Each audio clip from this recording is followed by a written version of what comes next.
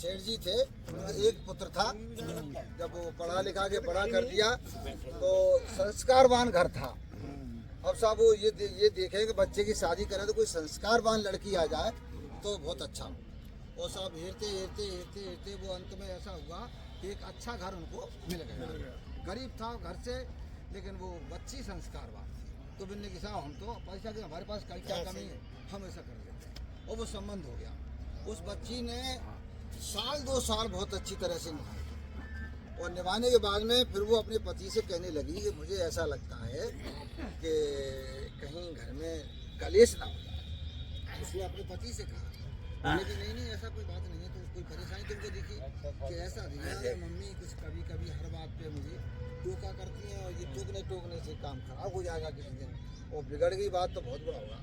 वहाँ ने कही देख तुझको एक बात बताओ, जिस औरत ने, वो मेरी माँ है, देखो बात समझाने के लिए तो उसे बता रहा हूँ कि 40 साल तक अपने पास चाबी रखी है और 40 साल तक इस घर को चलाया है। अब तू डायरेक्ट चाबी लेना चाहे तो नहीं मिलेगी तुझे। तो भाई वो लड़े तो लड़ने दो, जितना समय तू मुझे मत दे, मेरी मम्मी को दे, और फिर देख मम्मी कैसे लड़ेंगे। अब वो की स्थिति कैसे सुधारूं मैं।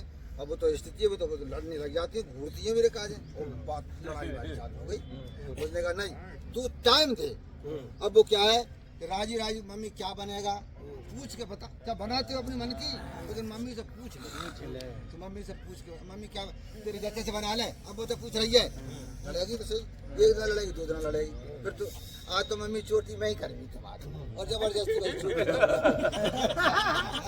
तो वो मम्मी धीरे धीरे पसी जाएगी। अब साहब वो ऐसा ही काम करने लगा। शाम के टाइम मम्मी तो सोए, तो मम्मी जी गिलास रखा पानी का और पैर ने थोड़ी सा, हाँ ठीक है सो जा वो चली जा। ऐसे धीरे धीरे उनमें आपस में फिर दोबारा प्रेम बढ़ने लगा। अब दोबारा जब प्रेम बढ़ने लगा तो अब साहब ससुर साहब बस हमारी बहू ने कुछ कंट्रोल किया है। मन ही मन में भी बड़े प्रसन्न रहे कि हमारा घर फिर स्थिति में आ रहा है। पतिदेव ने पहले कह दी कि देख मुझसे तू भले कुछ भी मत कह, और जितनी भड़ास है तू मेरे ऊपर निकाल ले, मैं तुझसे कुछ नहीं कहूँगा। मेरे मम्मी पापा अगर खुश रहेंगे तो मेरा 1 किलो खून बढ़ेगा। तो वो साहब बिते तो ध्यान नहीं दे, लेकिन खाना देना है, टाइम से टिफिन बांधना, ये सारे काम तो करने कर ले। तो वो पहले ही कह देती बहू लाला जल्दी जाओ ने टिफिन तैयार कर दियो, करना तो है ही। थोड़ी देर बाद मम्मी आज एक चाय और बना ला, हाँ चाय बना ला बेटा बना ला। अब वो धीरे धीरे इस तरह से रम गए। अब वो कहे हाँ धनी से बत रहा है,